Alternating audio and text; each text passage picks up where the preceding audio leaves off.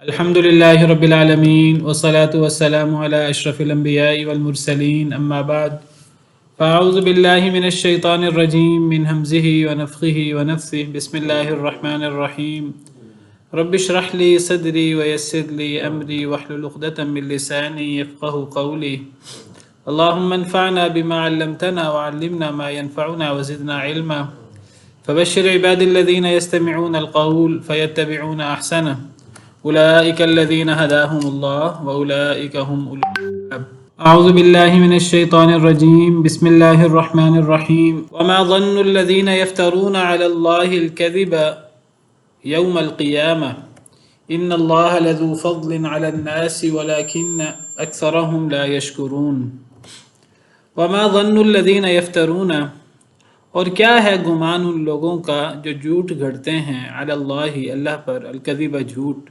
یوم القیامہ قیامت کے دن کے بارے میں۔ پچھلی آیت کریمہ میں ہم نے پڑھا کہ اللہ تعالیٰ نے نبی صلی اللہ علیہ وسلم کو فرمایا کہ آپ اعلان کریں کفار میں کہ اللہ جو رزق نازل کریں تو تم اس رزق سے اپنی مرضی سے حلال اور حرام بنا لیتے ہو، تم یہ کام کیوں کرتے ہو؟ تمہیں کیا اللہ نے اس کی اجازت دی ہے؟ حلال اور حرام کرنا تو اللہ کا حق ہے، یہ تو کسی مخلوق کا اختیار بھی نہیں ہے کہ وہ یہ کام کرے۔ کسی مخلوق، عام مخلوق چھوڑیے، نبیوں کا بھی ذاتی حق یہ نہیں ہے کہ نبی اپنی مرضی سے کسی چیز کو حلال یا حرام کر دیں۔ یہ اختیار چیزوں کو حلال کرنے کا اور حرام کرنے کا تو اللہ وحدہ لا شریک کے پاس ہے۔ جیسے میں نے کل ذکر کیا تھا کہ یہ کائنات اللہ کی پیدا کردہ ہے، ہم تمام مخلوقات بشمول انسان اللہ نے ہمیں پیدا کیا ہے، ہماری تمام صلاحیتوں کو اللہ نے پیدا کیا ہے، اور پھر ہمارے لیے ہر قسم کا انعام، ہر قسم کا رزق اللہ رب العالمین نازل کرتے ہیں۔ تو پھر جب یہ سب چیزیں اللہ رب العالمین نے پیدا کی ہیں تو اللہ رب العالمین کا ہی حق ہے کہ وہ حلال اور حرام قرار دیں چیزوں کو۔ یہ مخلوق کا اختیار نہیں ہے، مخلوق میں سے نبی ولی کا بھی اختیار نہیں ہے کہ وہ کسی چیز کو اپنے پاس سے حلال اور حرام کر دیں۔ نبی بھی، اللہ کے انبیاء کرام علیہم السلام بھی جب کسی چیز کو حلال یا حرام بتاتے ہیں تو اللہ کی طرف سے وہ خبردار کرتے ہیں لوگوں کو، اللہ کا پیغمبر بن کر وہ بتاتے ہیں کہ اللہ نے یہ چیزیں حلال کی ہیں، یہ چیزیں حرام کی ہیں۔ یہی کام علماء، انبیاء کرام علیہم السلام کے وارث یہ کام کرتے ہیں، وہ بھی لوگوں کو بتاتے ہیں کیا چیز حلال ہے، کیا چیز حرام ہے، وہ کتاب و سنت کے دلائل کی روشنی میں۔ اللہ رب العالمین نے کس کو حلال کیا ہے، کس کو حرام کیا ہے، تو وہ اللہ کی طرف سے اللہ کا میسج لوگوں تک پہنچاتے ہیں۔ یہ اختیار کسی مخلوق کے پاس نہیں ہے۔ یہ بات اللہ تعالیٰ نے قرآن کریم میں کئی جگہ پر فرمائی ہے۔ اللہ فرماتے ہیں الا لہ الخلق والامر، سورہ اعراف میں، خبردار جس نے پیدا کیا ہے حکم بھی اسی کا چلے گا۔ ایک اور آیت کریمہ میں اللہ تعالیٰ فرماتے ہیں ان الحکم الا للہ، نہیں ہے حکم کا اختیار، فیصلہ کرنے کا اختیار مگر اللہ رب العالمین کے لیے۔ ایک اور آیت کریمہ میں اللہ رب العالمین فرماتے ہیں فالحکم للہ العلی الکبیر، بس حکم تو سارا کا سارا وہ اللہ رب العالمین کے لیے ہے جو بہت بلند ہے اور بہت بڑا ہے۔ حکم کا اختیار تو اللہ رب العالمین کے پاس ہے، اور جیسے میں نے ذکر کیا یہ تو نبیوں اور ولیوں کے پاس بھی اختیار نہیں ہے، علماء کے پاس بھی اختیار نہیں ہے کہ وہ اپنی طرف سے کسی شے کو حلال کریں یا حرام کریں۔ اور اگر کوئی شخص وہ خود کہے کہ میں بتاؤں گا کیا حلال ہے کیا حرام ہے، میری مرضی کے مطابق لوگ چلیں، تو گویا کہ وہ اپنے آپ کو معبود کہہ رہا ہے، وہ یہ چاہتا ہے کہ لوگ مجھے رب مانیں۔ اور اگر کوئی نبی یا ولی یہ بات نہیں کہتا، وہ لوگوں کو اللہ کا صحیح پیغام پہنچاتا ہے، لیکن لوگ کسی کی ذات میں غلو کر کے، کسی عالم کی ذات میں غلو کر کے وہ اسے یہ کلی اختیار دے دیتے ہیں کہ جی جس کو فلاں عالم نے حلال قرار دے دیا وہ حلال ہوگا، جس کو فلاں عالم نے حرام قرار دے دیا وہ حرام ہوگا، دلیل وغیرہ پوچھتے نہیں ہیں اس سے، تو یہ علماء کو رب بنانے کے مترادف ہے۔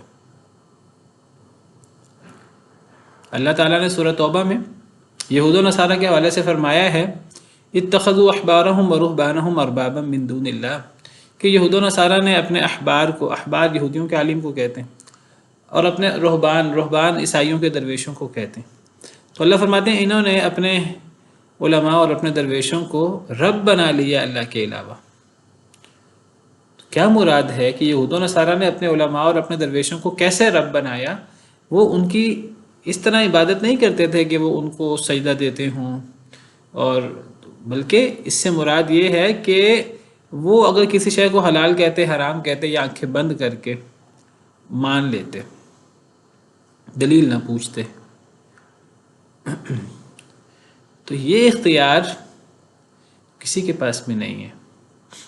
جو کسی کو یہ اختیار دے تو گویا کہ وہ اسے رب مان رہا ہے، اسی لیے اللہ نے اسے افتراء علی اللہ قرار دیا ہے۔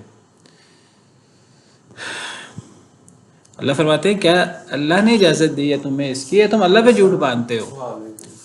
تو اب اس آیت کریمہ میں اللہ رب العالمین پچھلی آیت کریمہ میں جو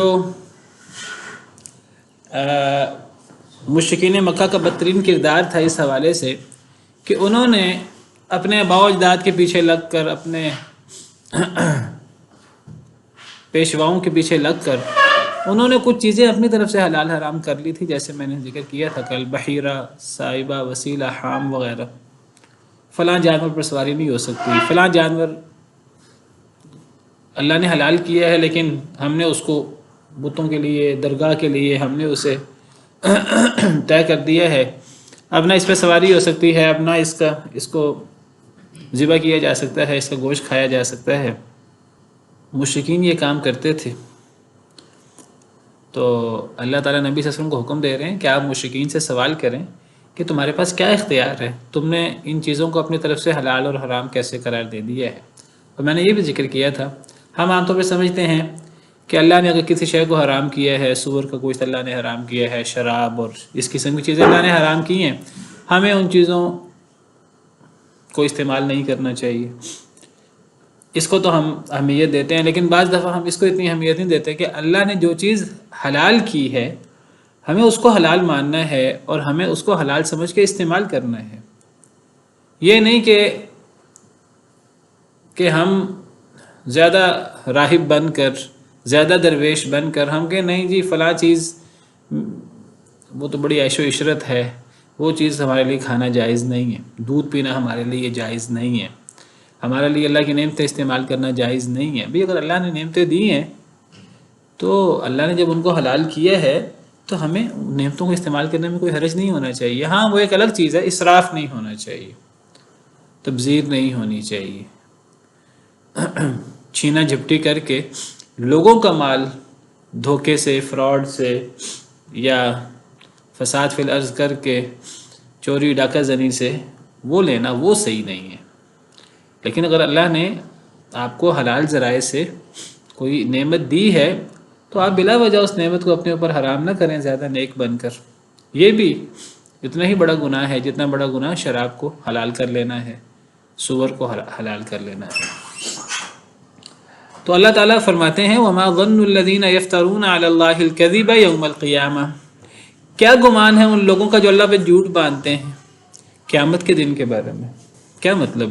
اللہ پہ جھوٹ باندھنے والوں سے یہاں کیا مراد ہے اس آیت کریمہ میں؟ آیت نمبر 60 جو ہم پڑھ رہے ہیں، یہاں جھوٹ باندھنے سے اللہ پر کیا مراد ہے؟ کہ اللہ پہ جھوٹ باندھنے والوں کا قیامت کے دن کے بارے میں کیا گمان ہے؟ جی نہیں، جھوٹ باندھنے والوں سے مراد کیا؟ جھوٹ باندھنا کہتی ہے نا، جھوٹ باندھنا یہ ہوگا کہ اللہ نے جو چیز حلال کی ہے اس کو حرام قرار دے دیتے ہیں۔ یعنی اس آیت کریمہ بالکل ٹھیک ہے، اس آیت کریمہ کا تعلق پچھلی آیت سے ہے کہ پچھلی آیت میں جو اللہ فرما رہے ہیں کہ اے نبی صلی اللہ علیہ وسلم آپ ان سے کہیں کہ اللہ کے رزق کو تم حلال حرام کرنے والے کون ہو؟ کیا تمہیں اللہ نے اس کی اجازت دی ہے یا تم اللہ پہ جھوٹ باندھتے ہو؟ تو اللہ تعالیٰ فرماتے ہیں کہ جو لوگ اللہ پہ جھوٹ باندھتے ہیں، جن لوگوں کو وہ خود جو چاہیں حلال بنا لیں، جو چاہیں حرام بنا لیں، شریعت سازی کریں، یہ شریعت سازی کرنا ہے، جو لوگ یہ کام کریں، قیامت کے دن کے بارے میں ان کا کیا خیال ہے؟ کیا مطلب قیامت کے دن کے بارے میں ان کا کیا خیال ہے؟ مراد یہ ہے کہ قیامت کے دن وہ اللہ کا سامنا کیسے کر پائیں گے، اتنا بڑا جرم کر کے، اللہ سے اتنا بڑا مقابلہ مول لے کر یہ اللہ کا مقابل ہونا ہے، جیسے میں نے ذکر کیا یہ شرک ہے، یہ اصل میں معبود بننے کے مترادف ہے۔ کوئی بندہ کہ جی میں بتاؤں گا کیا حلال ہے کیا حرام ہے، بھئی ہم نہیں بتا سکتے کیا حلال ہے کیا حرام ہے، یہ اللہ کا کام ہے، ہمارا کام اللہ کی بات ماننا ہے۔ اللہ نے جس کو حلال کیا ہم اسے حلال سمجھ کے اسے استعمال کریں۔ یا ایھا الناس کلوا مما فی الارض حلالا طیبا، اے لوگو کھاؤ زمین میں حلال اور پاکیزہ چیز، جس طرح حرام چیز کو استعمال کرنا جائز نہیں ہے، حلال چیز کو استعمال کرنا چاہیے۔ نہیں جی میں تو شادی نہیں کروں گا، میں تو اللہ کی نعمتیں استعمال نہیں کروں گا، میں تو رات کو سوؤں گا نہیں۔ کیوں نہیں سوؤ گے؟ کیوں شادی نہیں کرو گے؟ کیوں اللہ کی نعمتوں کو استعمال نہیں کرو گے؟ تم اللہ سے بھی زیادہ، اللہ کا جو ہم سے تقاضا ہے تو ہم اس سے بھی زیادہ نیک بننا چاہتے ہیں۔ تو اللہ فرماتے ہیں کہ جو لوگ اللہ پر افتراء کرتے ہیں، یہ اللہ پر افتراء ہے، اللہ کی حلال کردہ چیز کو حرام قرار دے دینا، اللہ کی حرام کردہ چیز کو حلال سمجھ لینا، دونوں پہلو اس کے، اور صرف یہ دو پہلو نہیں ہیں، اور دین کے اندر اپنی طرف سے چیزیں شامل کر لینا، اپنی طرف سے نیکیاں بنا لینا۔ نیکی وہ ہے جو اللہ نے جس کو نیکی قرار دیا، جس پر نبی صلی اللہ علیہ وسلم کی مہر ہو۔ نبی صلی اللہ علیہ وسلم کے پاس ذاتی اختیار نہیں ہے، نبی اللہ کی طرف سے بتاتے ہیں کیا کرنا ہے کیا نہیں کرنا، کیسے کرنا ہے، اللہ کو کیسے راضی کرنا۔ ایک بندہ کہ نہیں جی میں تو جیسے چاہوں گا عبادت کروں گا، تو یہ اللہ پر افتراء ہے، یہ شرک کے برابر جرم ہے۔ اور اللہ فرماتے ہیں کہ جو لوگ اللہ پہ جھوٹ باندھتے ہیں تو قیامت کے دن کے بارے میں ان کا کیا گمان ہے، قیامت کے دن یہ اللہ کا سامنا کیسے کر پائیں گے۔ اللہ پہ جھوٹ باندھنے میں یہ بھی آ جاتا ہے جس کا پچھلی آیت میں ذکر ہے، اور اللہ پہ جھوٹ باندھنے میں یہ بھی آ جاتا ہے کہ ایک بندہ کہے کہ جی میں نبی ہوں اور وہ نبی نہ ہو، ایک بندہ کہ مجھ پہ وحی اترتی ہے اس پہ وحی نہ اترتی ہو، یہ بھی اللہ پہ جھوٹ باندھنا ہے۔ اللہ پہ جھوٹ باندھنے میں یہ بھی شامل ہے کہ ایک بندہ دین کے اندر جیسے میں نے ذکر کیا خرافات بدعات شامل کر لے، یہ بھی اللہ پہ جھوٹ باندھنے میں شامل ہے۔ ان لوگوں کا قیامت کے دن کے بارے میں کیا گمان ہے؟ ان اللہ لذو فضل علی الناس، بے شک اللہ تعالیٰ البتہ بہت فضل والے ہیں لوگوں پر، ولکن اکثرہم لا یشکرون، لیکن ان میں سے اکثر لوگ شکر نہیں کرتے۔ بے شک اللہ تعالیٰ لوگوں پر بہت فضل والے ہیں، ایک تو اس کا عمومی معنی ہے اللہ کے فضل و کرم کے تو انتہا کوئی نہیں ہے، لیکن یہاں اس آیت کریمہ میں سیاق و اسباق کی روشنی میں کیا معنی ہوگا؟ اللہ فضل والے ہیں لوگوں پر۔ کھانے کے لیے بہت ساری چیزیں کار کرنی، اللہ فضل والے ہیں کہ اللہ نے انسان کو بہت ساری چیزیں حلال کر دیں، پاکیزہ چیزوں سے رزق دیا۔ جانور دیکھیں ان کا رزق جو ہے وہ حرام چیزیں بھی کھا لیتے ہیں، وہ غلیظ اور اس قسم کی چیزیں بھی کھا لیتے ہیں۔ اللہ نے انسان کو کیا دیا؟ پاکیزہ اور حلال اور پاکیزہ، اور یہ اللہ کا بہت بڑا احسان ہے۔ اللہ نے فرمایا انسان اشرف المخلوقات ہے، اور اللہ کا انسان پر احسان ہے، اللہ نے انسان کو اشرف المخلوقات بنایا ہے، اور اللہ نے انسان کو پاکیزہ چیزوں سے رزق دیا ہے۔ وَلَقَدْ كَرَّمْنَا بَنِي آدَمَ وَحَمَلْنَاهُمْ فِي الْبَرِّ وَالْبَحْرِ وَرَزَقْنَاهُمْ مِنَ الطَّيِّبَاتِ، ہم نے انسان کو بڑی عزت بخشی ہے، ہم نے اس کو سمندر اور خشکی میں سواری دی ہے، سمندر میں بھی سواری کرتا ہے کشتی پر، خشکی میں بھی سواری کرتا ہے جانوروں پر، اور اب تو ترقی ہو گئی ہے۔ وَرَزَقْنَاهُمْ مِنَ الطَّيِّبَاتِ، پاکیزہ چیزوں سے رزق دیا ہے، یہ انسان پر اللہ کا خاص انعام ہے۔ آپ جانوروں کو دیکھیں کیا گن بلا اور اس قسم کی چیزیں کھاتے ہیں۔ اللہ کا فضل ہے لوگوں پر، اللہ لوگوں پر بہت فضل والا ہے۔ اس سیاق و اسباق کی روح سے دیکھیں تو لوگ اللہ پر افتراء کر رہے ہیں، لوگ اللہ پہ جھوٹ باندھ رہے ہیں، لوگ اللہ کے ساتھ شرک کر رہے ہیں، اللہ پھر بھی انعامات دے رہے ہیں۔ اللہ نے فوراً پکڑ نہیں کی، اللہ نے مہلت دی ہوئی ہے۔ ایک بندہ فوری نہیں اصلاح کرتا اپنی، مہلت ہے، اللہ نے ایک وقت مقرر کیا ہے، ایک وقت طے کیا ہے، کسی کو 50 سال کی، کسی کو 60 سال کی، کسی کو 100 سال کی مہلت دی ہے، وہ اس مہلت سے اگر فائدہ اٹھا لے اور ایمان لے آئے تو اللہ کمیاں کوتاہیاں معاف کر دیں گے۔ تو فوری پکڑ اللہ نہیں کرتے، پہلے گناہ پر ہی اللہ پکڑ نہیں کرتے، ورنہ یہ گناہ اتنے بڑے ہیں کہ یہ شرک اور یہ اللہ پر افتراء یہ اتنا بڑا گناہ ہے کہ اس گناہ سے ایک انسان کی پوری زندگی تو تباہ ہو ہی ہو، انسان اور انسان کے متعلقین اور جانور اور حشرات الارض ان پر اس کے بد اثرات ہو سکتے ہیں۔ یعنی ہم انسان جو اللہ کے نافرمانیاں کرتے ہیں، قرآن کریم کا مطالعہ کریں تو اللہ تعالیٰ فرماتے ہیں اگر اللہ لوگوں کا مواخذہ کرنا شروع کر دیں دنیا میں فوری، تو اس زمین پر انسان تو چھوڑیں جانور بھی باقی نہ بچیں۔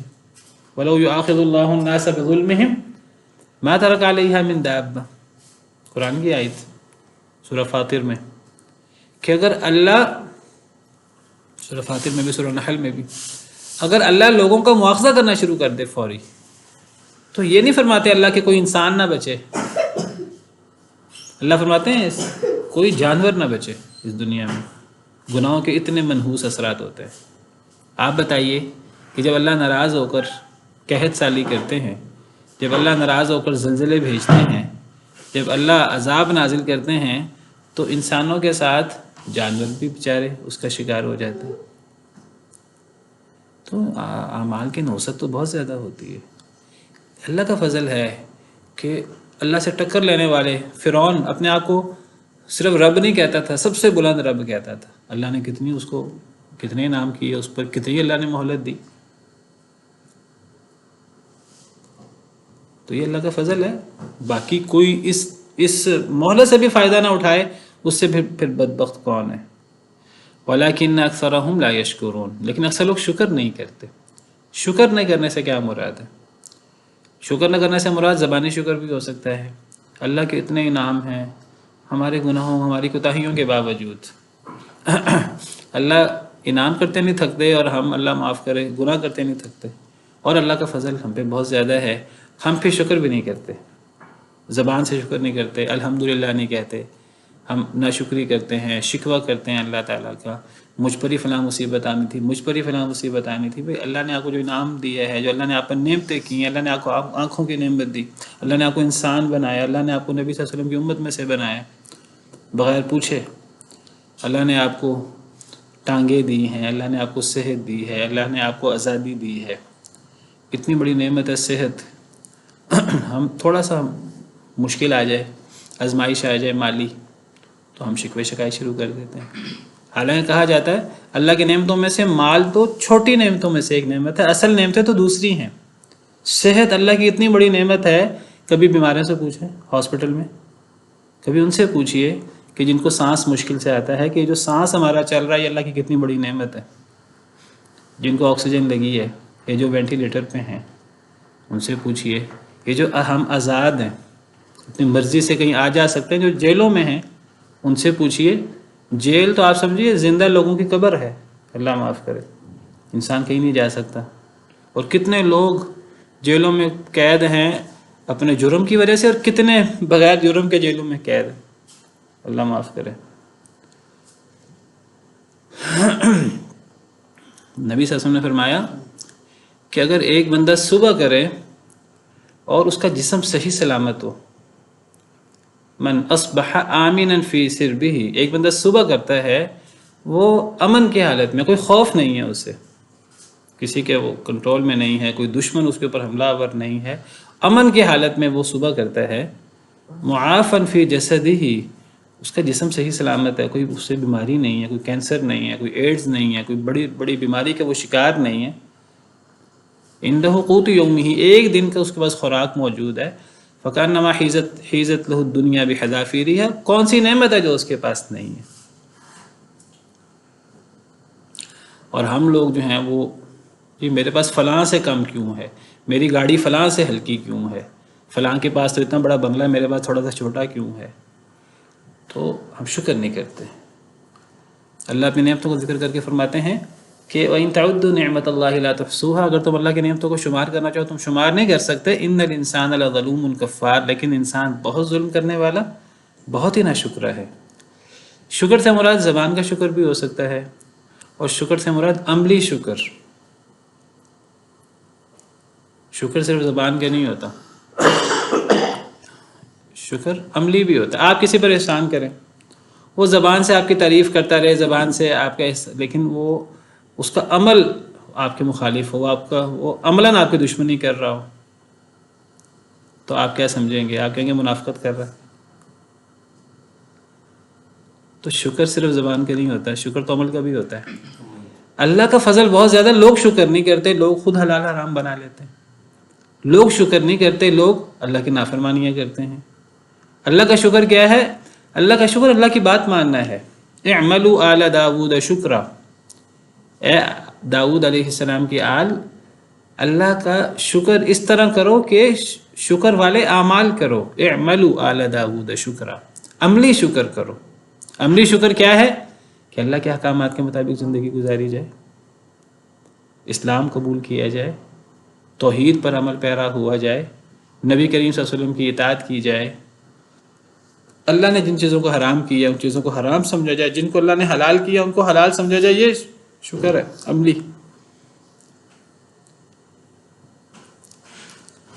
تو لوگ شکر نہیں کرتے، جو کرتے ہیں اچھی بات ہے، مزید کرنا چاہیے، اس کی تو کوئی انتہا نہیں ہے شکر کی۔ وما تكونوا في شأن وما تتلو منه من قرآن ولا تعملون من عمل إلا كنا عليكم شهودا إذ تفيضون فيه۔ وما تكونوا في شأن، اور نہیں ہوتے آپ کسی حالت میں، وما تكونوا نہیں آپ ہوتے، یعنی کون؟ اللہ کے رسول صلی اللہ علیہ وسلم کو خطاب ہے کہ اے اللہ کے رسول صلی اللہ علیہ وسلم، آپ نہیں ہوتے کسی بھی حالت میں، بات ابھی مکمل نہیں ہے، بات آگے جا کے مکمل ہوگی۔ وما تتلو منہ من قرآن، اور نہیں آپ پڑھتے اس حالت میں سے کسی حالت میں، من قرآن قرآن، ولا تعملون من عمل، اور نہیں تم لوگ سب، اب یہاں جمع ہے، تعملون، تکونو اور تتلو یہ واحد ہے، نبی صلی اللہ علیہ وسلم کو خطاب ہے، نبی صلی اللہ علیہ وسلم کو خطاب ہوتے ہوتے آگے لوگوں سے بھی خطاب ہے۔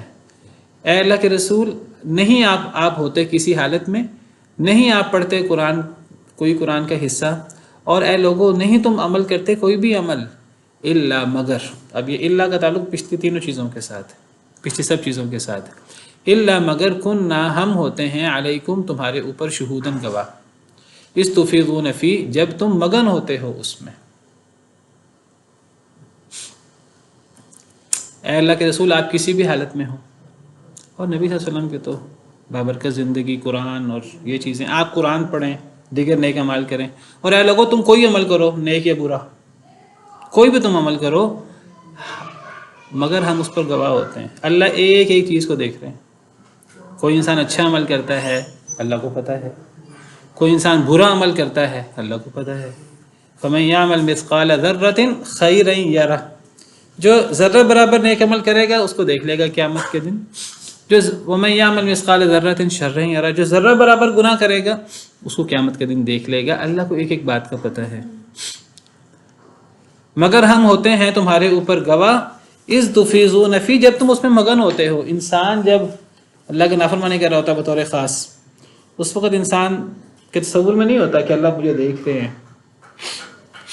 اس کو انسان سمجھتا ہے کہ بس میں چھپ چھپا کر یہ کام کر رہا ہوں، لوگوں سے چھپ کر وہ کام کرتا ہے، اسے نہیں پتا کہ وہ لوگوں سے چھپ رہا ہے، اللہ اسے دیکھ رہے ہیں۔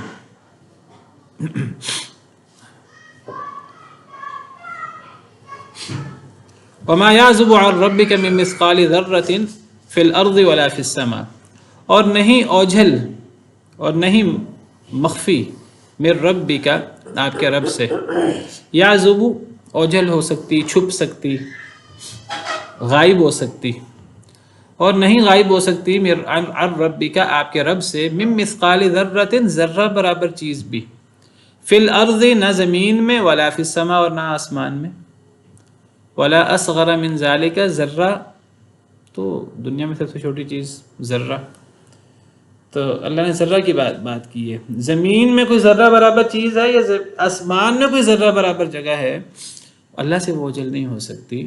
ولا اصغر من ذالک، اور نہ اسے چھوٹی، ذرہ سے چھوٹی کوئی چیز بھی ہو، ذرہ سے چھوٹی کوئی چیز ہو، ولا اکبر، یا اس سے کوئی بڑی ہو، الا فی کتاب مبین، مگر وہ واضح کتاب میں ہے۔ یہ ہے اللہ رب العالمین کا علم، اور اللہ رب العالمین علام الغیوب ہے، غیب کا علم اللہ رب العالمین جانتے ہیں، اور ایک ایک چیز کو اللہ رب العالمین جانتے ہیں۔ یعنی مخلوقات تو چھوڑیں، زمینوں، یعنی اب دیکھیے یہ جو زمین و آسمان ہے جس میں مخلوقات بستی ہیں، ان زمین و آسمان کے میں ہر جگہ تو مخلوقات نہیں بستی۔ اب کہنے کو ہم نے جو کچھ اب تک ڈسکور کیا ہے، ہم سمجھتے ہیں کہ جی زندگی اسی پلینٹ پر ہے۔ اب کتنے سسٹم ہیں یہ سولر سسٹم کی طرح، کتنے ستارے ہیں، اربوں خربوں، اور پھر اربوں خربوں ستاروں سے ہمارے سورج کی طرح، اور جو اس سے ہزاروں لاکھوں گنا بڑے ہیں، ان اربوں خربوں ستاروں سے مل کر ایک گلیکسی بنتی ہے، اور پھر کتنی گلیکسیز، کتنی کہکشائیں ہیں اربوں خربوں۔ اب ان میں زندگی تو نہیں ہے، اللہ کو پتہ ہے کہاں کوئی زندگی ہے نہیں ہے، یہ کیا صورت ہے۔ تو مخلوق تو ساری زمین و آسمان میں نہیں بستی، لیکن اللہ کو تو صرف مخلوق نہیں، جہاں مخلوق ہے وہ بھی، جہاں مخلوق نہیں ہے زمین و آسمان میں کوئی ذرہ برابر جگہ نہیں ہے جس کا اللہ کو پتہ نہ ہو۔ ذرہ برابر جگہ، ذرہ کسے کہتے ہیں؟ ذرہ یعنی چھوٹی سے چھوٹی چیز جس کو ہم دیکھ سکیں وہ ذرہ ہے۔ کوئی ذرہ برابر جگہ، زمین تو چلے چھوٹی ہے آسمان کے مقابلے میں، آسمان کتنی بڑی وسعت ہے، ہم تصور بھی نہیں کر سکتے، سوچ نہیں سکتے۔ کہتے ہیں ہماری جو کہکشاں ہے یہ گلیکسی ملکی وے، اس کا اگر ایک سائڈ سے دوسری سائڈ کا اگر مسافت کا اندازہ کرنا ہو، صرف اندازہ، کہتے ہیں 1,00,000 نوری سال ہے اندازہ ہماری کہکشاں کا، اور اس کہکشاں جیسی 1,00,000 نوری سال۔ ایک نوری سال کیا ہوتا ہے؟ ایک نوری سال یا ایک لائٹ ایئر، یعنی روشنی 1 سیکنڈ میں 1,86,000 میل کا سفر کرتی ہے روشنی، 1,86,000 میل پر سیکنڈ، تقریباً 3,00,000 میل بنتا ہے، 3,00,000 کلومیٹر بنتا ہے پر سیکنڈ۔ 1 سیکنڈ میں یہ روشنی سفر طے کرتی ہے۔ آپ اس کو 60 سے ملٹیپلائی کریں تو یہ 1 منٹ میں روشنی کا سفر ہوگا۔ اس کو مزید 60 سے ملٹیپلائی کریں تو یہ 1 گھنٹے میں، یہ جب آپ 1 گھنٹے تک پہنچیں گے تو کیلکولیٹر آپ کے فیل ہو جائیں گے۔ یہ 1 گھنٹے میں یہ سفر ہوگا روشنی کا۔ 1 گھنٹے کا سفر آپ کے کیلکولیٹر میں نہیں آتا، اس کو آپ 24 سے ملٹیپلائی کریں تو 1 دن میں روشنی کا سفر ہے۔ اس کو آپ 12 سے ضرب دیں، پھر آپ اس کو، وہ مہینے آ جائیں گے، سال آ جائے گا، تو یہ 1 نوری سال ہے۔ تو یہ ہماری کہکشاں کا ایک طرف سے دوسری طرف کا فاصلہ تقریباً 1,00,000 نوری سال ہے، اور ہماری کہکشاں جیسی اربوں خربوں کہکشائیں ہیں۔ اتنی وسیع کائنات، اور یہ وہ کائنات ہے جس کو ابھی تک ہم ڈسکور کر سکے ہیں، جس کو، اور جس کو ہم نے نہیں کیا وہ ہمیں نہیں پتہ وہ کیا ہے۔ اس کے ایک ایک ذرے کا اللہ کو پتہ ہے۔ حضرت لقمان علیہ السلام نے اپنے بیٹے کو نصیحت کرتے ہوئے فرمایا، یہ چیز ہے جو ہمیں خود سیکھنی ہے، بچوں کو سکھانی ہے، اپنی تربیت کرنی ہے۔ یا بنی انہا ان تک مثقال حبۃ من خردل، اے پیارے بیٹے اگر کوئی رائی کے دانے کے برابر بھی ہو، انہا ان تک مثقال حبۃ من خردل فتکن فی صخرۃ، پھر وہ کسی چٹان میں ہو، او فی السماوات، یا وہ آسمانوں میں کسی جگہ ہو، رائی کے دانے کے برابر کوئی چیز، او فی الارض، یا وہ زمین میں کسی جگہ ہو، 7ویں زمین کے نیچے کسی جگہ اندھیرے میں، یأتی بہ اللہ، اللہ اس کو صرف جانتا نہیں ہے، اللہ اس کو لے بھی آئیں گے۔ اللہ کو پتہ بھی ہے، ایک پتا نہیں گرتا، حرکت نہیں کرتا ہے اس کائنات کا، ایک پتا، کتنے پتے ہوں گے اللہ کو اس کا بھی پتہ ہے۔ وما تسقط من ورقۃ الا یعلمها، سورہ نام میں اللہ فرماتے ہیں پتا اللہ کے حکم سے گرتا ہے، اور اللہ کو صرف پتہ نہیں ہے ان چیزوں کا، یہ نہ سمجھے اللہ کو صرف پتہ ہے، اللہ کو پتہ نہیں، اللہ نے لکھا ہوا ہے ہر چیز کو، ہر چیز کتاب میں موجود ہے، اللہ نے لکھوائی ہوئی ہے کہ فلاں زمانے میں فلاں دور میں کتنے پتے ہوں گے، کون سا پتا کب گرے گا، کون سا پتا کب حرکت کرے گا، اللہ کو صرف علم نہیں ہے، اللہ نے لکھوا دیا ہوا ہے زمین و آسمان کی پیدائش سے بھی پہلے۔ یہ اللہ، اس اللہ سے ہم مخلوق کے اعمال چھپ سکتے ہیں؟ اچھے یا برے کبھی نہیں چھپ سکتے۔ تو انسان گناہ کر کے اللہ کی نافرمانی کر کے جائے گا کہاں؟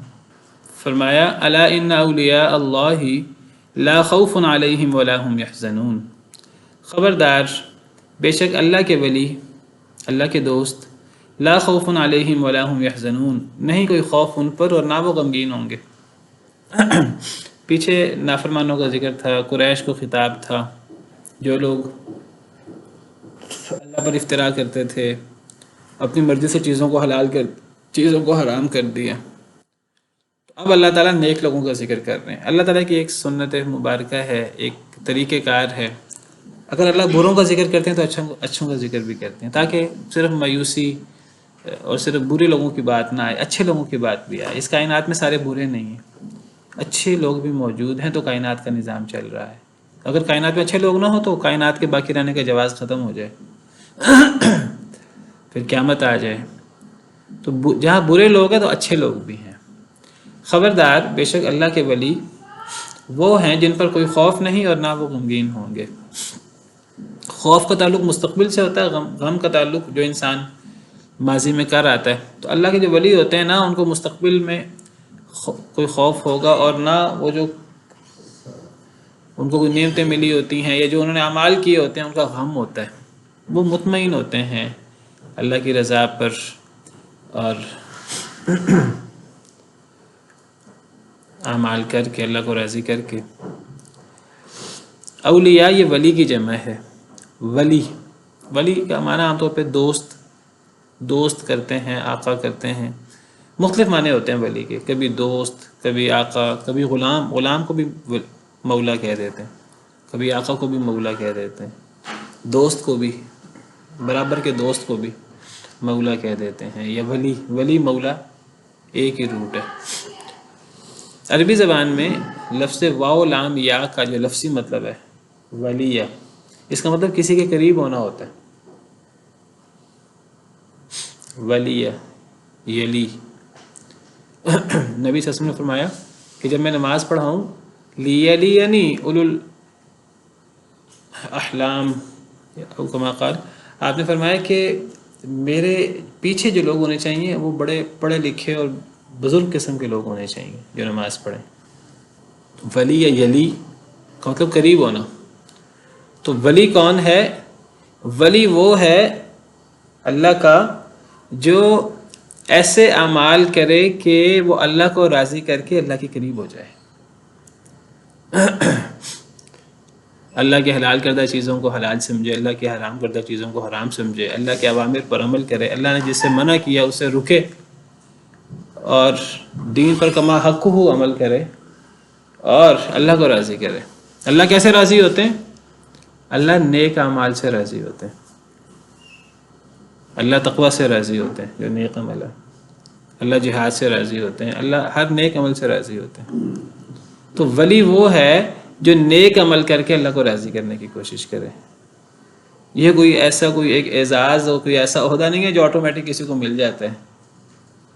ایک بندہ ننگ دھڑنگ ہے، ہم سمجھے وہ بڑا ولی ہے اللہ تعالیٰ کا، پتہ نہیں نماز بھی پڑھتا کہ نہیں پڑھتا۔ اللہ کا ولی وہ ہے جو زیادہ سے زیادہ نیک عمل کر کے اللہ کو راضی کرے۔ تو اللہ کے ولی وہ ہوتے ہیں، اللہ کے دوست وہ ہوتے ہیں کہ جن پر کوئی خوف نہیں ہوتا اور وہ غمگین بھی نہیں ہوں گے۔ یہ کون لوگ ہیں؟ اللہ نے خود وضاحت کی ہے اگلی آیت میں۔ ولی کہلانے کے حقدار کون ہیں؟ الذین آمنوا وکانوا یتقون، یہ وہ لوگ ہیں جو ایمان والے ہیں اور وہ لوگ ہیں جو ڈرتے ہیں اللہ تعالیٰ سے، متقی لوگ ہیں۔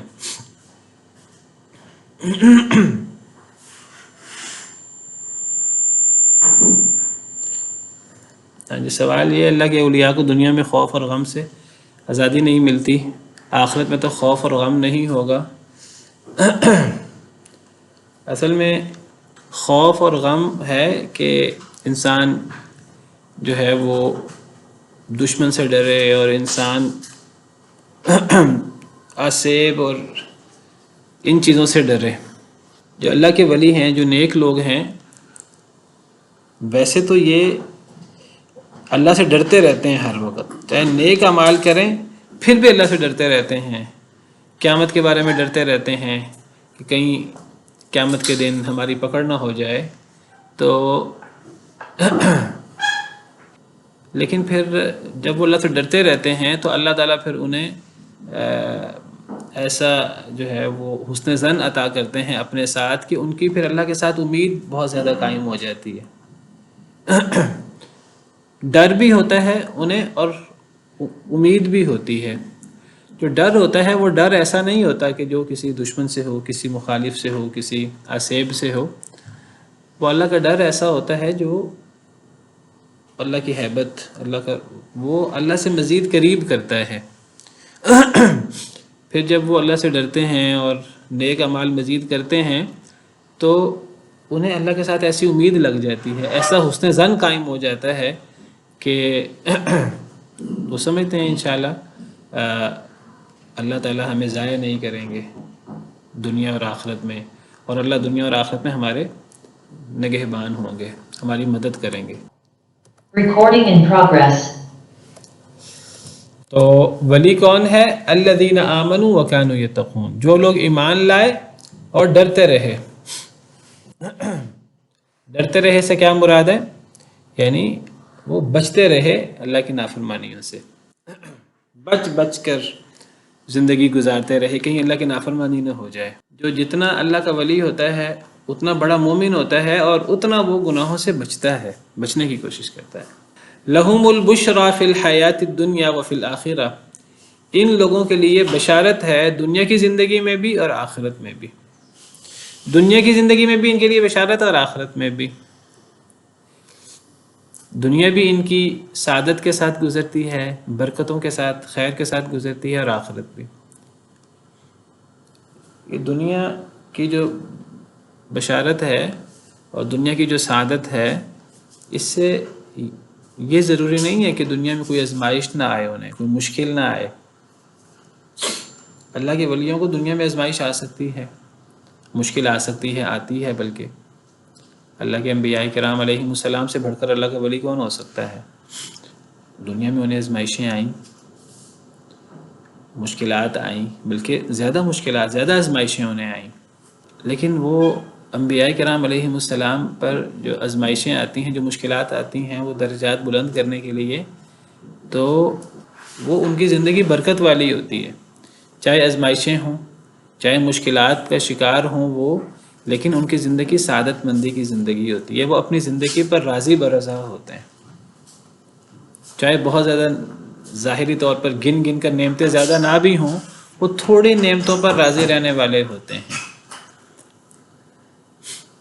جو اللہ کے نافرمان ہوتے ہیں ان کے پاس ظاہراً چاہے نعمتیں زیادہ کیوں نہ ہوں، وہ زیادہ نعمتوں پر بھی راضی نہیں ہوتے کبھی۔ ان کی زندگی سعادت والی نہیں ہوتی، قناعت والی نہیں ہوتی، وہ اللہ کی تقدیر پر راضی نہیں ہوتے۔ اگر سونے کی ایک وادی ہے، ان کو سونے کی دوسری وادی چاہیے۔ وہ سونے کی دوسری وادی حاصل کرنے کے لیے وہ اپنے رات دن کا آرام تج کر دیتے ہیں، کبھی ان کو سکون نہیں مل سکتا۔ تھوڑی سی زندگی ہے، خواہشیں اتنی زیادہ ہیں کہ جیسے 1000 سال کی زندگی ہو، لیکن جو اللہ کا ولی ہوگا، اللہ کا دوست ہوگا، نیک بندہ ہوگا، اس کی خواہشیں نہیں ہوں گی، تھوڑا ہوگا اس پہ راضی ہوگا۔ من عمل صالحا من ذکر او انثی وهو مؤمن فلنحیینہ حیاتا طیبہ، جو بندہ نیک عمل کرتا ہے اور وہ مخلص ہوتا ہے، چاہے وہ مرد ہو یا عورت، ہم اسے پاکیزہ زندگی عطا کرتے ہیں۔ پاکیزہ زندگی کے لیے ضروری نہیں اس میں آزمائشیں نہ ہوں، مشکلات نہ ہوں۔ نبی صلی اللہ علیہ وسلم کو آپ دیکھیے، اللہ نے بیٹے دیے، اللہ نے بیٹے لے لیے زندگی میں، بیٹیاں دی اللہ نے، 3 بیٹیاں اللہ نے زندگی میں لے لی۔ آزمائشیں تھیں، لیکن آپ سے بڑھ کر سعادت والی، برکت والی زندگی کس کی ہوگی؟ اور آپ سے بڑھ کر کون اپنی زندگی سے مطمئن ہوگا؟ آخرت میں بہرحال آزمائشیں بھی نہیں ہوتی۔ دنیا چونکہ دارالامتحان ہے تو دنیا میں آزمائشیں ہوتی ہیں، اور وہ آزمائشیں اللہ کے ولیوں کے لیے ان کے لیے وہ بھی خیر ہوتی ہیں۔ حدیث مبارکہ نبی صلی اللہ علیہ وسلم نے فرمایا کہ مومن کا معاملہ بڑا عجیب ہے. مومن کو کوئی نعمت ملتی ہے، مومن شکر کرتا ہے تو وہ نعمت اس کے لیے خیر بن جاتی ہے. اس سے کوئی مصیبت آتی ہے، وہ صبر کرتا ہے، مصیبت اس کے لیے خیر بن جاتی ہے. اور یہ چیز صرف مومن کو حاصل ہوتی ہے. لہم البشریٰ فی الحیات الدنیا وفی الآخرہ، ان کے لیے بشارت ہے دنیا کی زندگی میں بھی اور آخرت میں بھی. لا تبدیل لکلمات اللہ، نہیں کوئی تبدیل کر سکتا اللہ کی کلمات کو. کیا مطلب اللہ کی کلمات کو کوئی تبدیل نہیں کر سکتا؟ یعنی اللہ کی جو باتیں ہیں، اللہ کی باتوں کو کوئی جھٹلا نہیں سکتا. اللہ کی باتیں 100% سچی ہیں، اللہ کے فیصلے 100% عادلانہ ہیں، اللہ کے وعدے 100% سچے ہیں. ہمیں اللہ کے وعدوں پر یقین آئے یا نہ آئے، اللہ نے ایک وعدہ کر دیا وہ پورا ہو کر رہے گا. وعد اللہ لا یخلف اللہ وعدہ، یہ اللہ کے وعدے ہیں، اللہ اپنے وعدے کی کبھی خلاف ورزی نہیں کرتے. فلا تحسبن اللہ مخلف وعدہ رسولا، کبھی آپ خیال نہ کریں کہ اللہ اپنے رسولوں سے کیے گئے وعدوں کی خلاف ورزی کریں گے. اگر اللہ نے وعدہ کیا ہے کہ ایمان والوں کو دنیا کے اندر سعادت نصیب ہوگی، ایمان والوں کو دنیا کے اندر پاکیزہ زندگی نصیب ہوگی، آخرت کی تو ہوگی. اللہ دنیا کے اندر بھی اللہ ترقی عطا کریں گے، دنیا کے اندر بھی اللہ غلبہ عطا کریں گے، خلافت عطا کریں گے. تو اللہ کے وعدوں پر ہمیں یقین ہونا چاہیے. ہمارے لیے دنیا کے غلبے کا وعدہ بھی ہے، آخرت کا وعدہ تو ہے ہی، دنیا کی خلافت کا، دنیا کے اندر بلندی اور عروج کا بھی وعدہ ہے، بشرطے کہ ہم ایمان میں کامل ہو جائیں. ہم ایمان وانتم الاعلون ان کنتم مؤمنین، تم ہی غالب ہوگے اگر تم مومن ہو تو. اگر ہم مسلمان ہونے کے باوجود غالب نہیں ہیں دنیا میں اور ہم ذلیل ہیں تو ہمیں اپنے ایمان کا، اپنے اعمال کا جائزہ لینا چاہیے. لا تبدیل لکلمات اللہ، اللہ کی کلمات میں کوئی تبدیلی نہیں ہے. اللہ کی ساری باتیں سچی ہیں، اللہ کے سارے وعدے سچے ہیں. ذالک هو الفوز العظیم، یہی بہت بڑی کامیابی ہے. اللہ کے دین پر عمل کرنا، اللہ کے احکامات کے مطابق زندگی گزارنا، اللہ کے وعدوں پر یقین کرنا، یہی سب سے بڑی کامیابی ہے. چاہے دنیا میں انسان آزمائشوں کا شکار ہو. اصل میں دیکھیے ہمارا بڑا مسئلہ یہ ہے کہ ہم کہتے ہیں جی فوری کوئی نعمت ہونی چاہیے، فوری نعمتیں ہونی چاہیے، فوری انعام ہونا چاہیے. اور یہ اتنا بڑا دھوکہ ہے ہمارے لیے کہ جس کے اوپر ہم فوری کوئی دنیا کی نعمت دیکھتے ہیں ہم کہتے ہیں یہ بڑا خوش نصیب ہے. حالانکہ جیسے کل پرسوں پچھلے لیکچرز میں ہم نے پڑھا قرآن کریم میں کہ دنیا کی نعمتوں کی کوئی حیثیت نہیں ہے آخرت کے مقابلے میں. دنیا تو مچھر کے پر کے برابر بھی نہیں ہے. اگر یہ فوری نعمتیں دیکھنی ہوں اور یہ دنیا کے بینک بیلنس اور دنیا کی نعمتیں دیکھنی ہوں تو پھر حضرت موسیٰ اور فرعون کا مقابلہ کریں تو اس لحاظ سے تو فرعون پھر بہتر نظر آتا ہے والعیاذ باللہ. حضرت موسیٰ علیہ السلام نے تو مشکلات کی زندگی گزاری ہے. فرعون بادشاہ تھا اور وہ اس دور کی بڑی تہذیب کا وہ سب کچھ تھا. وہ یہی مقابلہ کرتا تھا اپنا اور حضرت موسیٰ کا کہ تم لوگ حضرت موسیٰ کے پیچھے کیسے لگ سکتے ہو، میں تو مصر کا بادشاہ ہوں اور اس کے پاس کچھ بھی نہیں ہے. اصل میں مقابلے کی چیز یہ ہے نہیں دنیا کی نعمتیں. مقابلہ تو جنت کا ہے، مقابلہ تو نیک اعمال کا ہے. اس کا بدلہ دنیا میں بھی ملتا ہے، اصل بدلہ آخرت میں ملنا ہے. وہ کچھ دور ہمیں محسوس ہوتا ہے، ورنہ جسے اللہ پر یقین ہو اسے تو وہ بدلہ بھی دور محسوس نہیں ہوتا. ہمارا مسئلہ یہ ہم اپنے ایمان کی کمزوری کی وجہ سے، اپنے یقین کی کمزوری کی وجہ سے ہم اسے دور سمجھتے ہیں. اللہ فرماتے ہیں کہ انہم یرونہ بعیدا ونراہ قریبا، یہ کافر لوگ یہ قیامت کو، جنت جہنم کو دور خیال کرتے ہیں، ہم اسے قریب سمجھتے ہیں. ایک مومن کے لیے، ایک ایمان والے کے لیے جس کا اللہ اور اللہ کے وعدوں پر یقین ہو، وہ کہتا ہے کہ یہ قیامت اور قیامت کے اللہ کے وعدے، دنیا کے وعدے ہوں یا آخرت کے وعدے ہوں، یہ دور نہیں ہے، یہ تو بہت قریب ہیں. قریب کا کیا مطلب ہے کہ یہ لازماً ملنے والے ہیں، ہمیں ان وعدوں کے پورا ہونے پر 1% بھی شک و شبہ نہیں. اصل میں آپ دیکھیے کہ دنیا کے اللہ کے وعدے ہیں یا آخرت کے وعدے ہیں، ہمارا ایمان ہو، ہمارا یقین ہو، یہ دور نہیں ہے ہم سے. دور ہمیں تب لگتے ہیں جب ہم دنیا کی نعمتوں میں ان چیزوں میں مگن ہو جاتے ہیں، ورنہ آنکھ بند ہوئی ساتھ ہی تو نعمتیں شروع ہو جانی ہیں۔ یعنی قبر جو ہے یہ آخرت کی منزلوں میں سے پہلی منزل ہے، قبر سے ہی نعمتیں شروع ہو جانی ہیں، قبر ہی جنت کا ٹکڑا بن جائے گی۔ اور اگر اللہ معاف کرے کوئی برا شخص ہے تو قبر ہی جہنم کا گھڑا بن جائے گی، والعیاذ باللہ۔ اور قبر میں یعنی آخرت میں کتنی تاخیر ہے، پلک جھپکنے کی دیر ہے، یہ سانس نہ آئے تو قبر ہے، اور آخرت ہے تو کتنی دور ہے۔ وہ ہم اسے دور خیال کرتے ہیں، یہ ہمارے ایمان اور یقین کی کمی کا مسئلہ ہے، یہ دنیا کے اندر مگن ہونے کا مسئلہ ہے، یہ دنیا کی نعمتوں کو اپنے اوپر سوار کرنے کی بات ہے۔ اگر دنیا کی نعمتیں چاہیے ہوتی تو نبی صلی اللہ علیہ وسلم کو اختیار ملا تھا اللہ کی طرف سے، چاہے تو بادشاہ نبی بن جائیں، چاہے تو آپ بادشاہ کے علاوہ عام نبی بن جائیں، تو آپ نے بادشاہ نبی بننا قبول نہیں کیا، آپ کو اختیار ملا تھا۔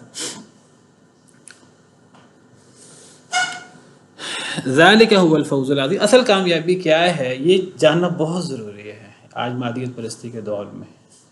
ہم سمجھتے ہیں کہ یہ دنیاوی مال و اسباب، دنیا کی ترقیاں، یہ اصل میں ترقی، یہ کامیابی ہے۔ اصل کامیابی جیسے کل بات ہوئی تھی، کل نفس ذائقۃ الموت وانما توفون اجورکم یوم القیامہ فمن زحزح عن النار وادخل الجنۃ فقد فاز وما الحیاۃ الدنیا الا متاع الغرور۔ اصل کامیابی تو آخرت میں انسان اللہ کے عذاب سے بچ جائے اور جنت میں داخل کر دیا جائے تو یہ کامیاب ہے، اور دنیا کی زندگی دھوکے کا سامان ہے، یہ دنیا کی چوکا چوند ہمیں اپنی طرف کھینچتی ہے، اور اس سے بڑا دھوکا کوئی نہیں ہے۔ ولا يحزنك قولهم، اور نہ غم میں ڈالے آپ کو ان کی بات، ان کفار کی بات، ان مشرکین کی بات۔ کون سی بات؟ یہاں بات کا ذکر نہیں ہے، یہ جو کبھی آپ کو جھوٹا کہتے ہیں نعوذ باللہ، کبھی آپ کو جادوگر کہتے ہیں، کبھی کوئی الزام، کبھی کوئی الزام اللہ کے بارے میں۔ اب عیسائی جو ہیں وہ اللہ کا بیٹا قرار دیتے ہیں، اللہ کے لیے گالی ہے۔ اللہ کے بارے میں کوئی بات کرنا کفار کا، اور نبی صلی اللہ علیہ وسلم کے بارے میں باتیں کرنا، تو یہ باتیں آپ کو غم میں نہ ڈالیں۔ یہاں بات ان کے کسی قول کی بات ہو رہی ہے، ان کی بات آپ کو غم میں نہ ڈالے۔ ان العزت للہ جمیعا، عزت ساری، بے شک عزت ساری کی ساری اللہ کے لیے ہے۔ هو السمیع العلیم، وہ بہت سننے والا، بہت جاننے والا۔ کیا مطلب؟ یہ کافر، یہودی، عیسائی، ہندو، یہ سارے یہ اللہ کے بارے میں کوئی الٹی سیدھی بات کریں، نبی صلی اللہ علیہ وسلم کے بارے میں کوئی الٹی سیدھی بات کریں، اسلام کے بارے میں کوئی الٹی سیدھی بات کریں، ایک مسلمان کو افسوس یعنی اس کو دل چھوٹا نہیں کرنا چاہیے۔ کیوں؟ ان لوگوں کی باتیں کرنے سے اللہ کی شان میں کوئی کمی ہو جائے گی۔ ان کی باتیں کرنے سے تو پوری دنیا اللہ کے خلاف ہو جائے کہ اللہ کی شان میں ذرا برابر بھی کمی ہوگی۔ عزت تو اللہ کے لیے ہے، اللہ تو عرش عظیم کا رب ہے، عرش کریم کا رب ہے، یہ ساری کائنات، سارے خزانے اللہ رب العالمین کے ہیں، اور جب اللہ کی عزت ہے تو اللہ والوں کی عزت ہے، کوئی مانے یا نہ مانے۔ نبی سے بڑھ کر کوئی معزز ہے، کوئی مانے یا نہ مانے۔ کوئی اللہ والے سے بڑھ کر کوئی معزز ہے، کوئی قرآن سیکھنے سکھانے والے سے بڑھ کر کوئی معزز ہے، کوئی مانے یا نہ مانے۔ کسی کے ماننے سے کیا ہوتا ہے؟ کسی کے ماننے سے کچھ نہیں ہوتا۔ پوری دنیا مخالف ہو جائے کیا فرق پڑتا ہے؟ کوئی فرق نہیں پڑتا۔ ہمیں اللہ اور اللہ کے وعدوں پر، قرآن پر اگر ہمارا ایمان ہے تو ان کی باتیں آپ کو غم میں نہ ڈالیں۔ یہ اللہ کے بارے میں بات کریں، نبی کے بارے میں بات کریں، اسلام کے بارے میں بات کریں، مسلمانوں کے بارے میں بات کریں، نیک لوگوں کے بارے میں بات کریں۔ عزت اللہ کی ہے، وہ کم نہیں ہوگی، اللہ کی ہے اور اللہ والوں کی ہے۔ چلیں آج کے لیے اتنا ہی کافی ہے۔